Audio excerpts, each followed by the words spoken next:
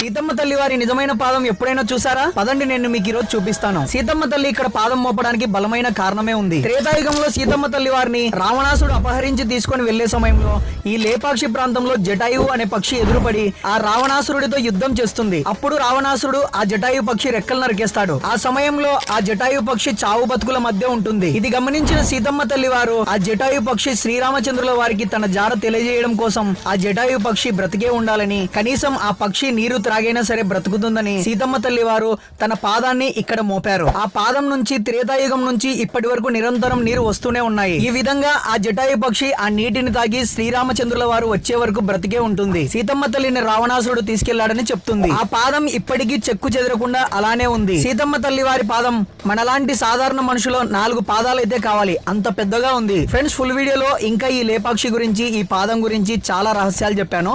ఆ వీడియో చూడాలనుకుంటే ఇక్కడ క్లిక్ చేయండి.